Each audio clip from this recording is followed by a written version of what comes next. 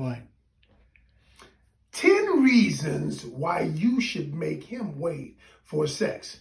Now, there was a recent study that said the average sexual encounter happens after 2.5 dates.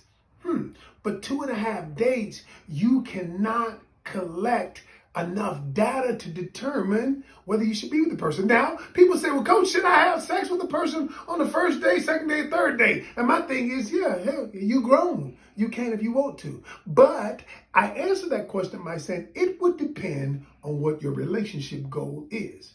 If your relationship goal is to have some fun for the night, go ahead, have sex, have at it. But if your relationship goal is to be in a committed relationship, I would not do it.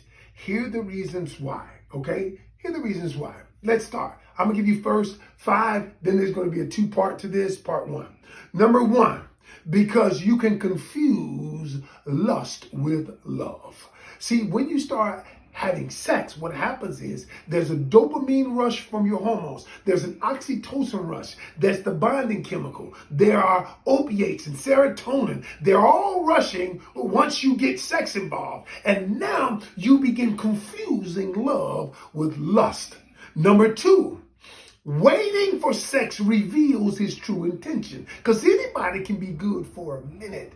But let me just tell you something. When you take sex off the table, now, and you do it over time, I always say 8 to 12 weeks. 8 to 12 weeks, of constant interaction. What that does is will reveal, I promise you, it will reveal his true intentions. Doesn't mean that he won't want to have sex with you. It just simply means that you're worth waiting for.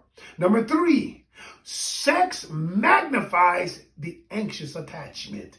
If you have an anxious attachment style, once you have sex, now it's heightened. You're worried about, where are they? Are we still good? They haven't texted me. They haven't done all of those things. Now, those things can happen before sex, but it magnifies it in a way that many times is unhealthy. Number 4, it kills your self-esteem once you have sex and the other person acts like it was meaningless. They don't call you back. They were calling you like crazy before the sex, and now they start breadcrumbing you, and you believe it's something wrong with you. And number 5, you need time to collect data. It takes time, y'all. You can't collect enough data in 1.5 weeks, and now you having sex and you coming all over the place, and now you misconstrued everything. What the hell? You all fucked up then. Stay tuned for part 2.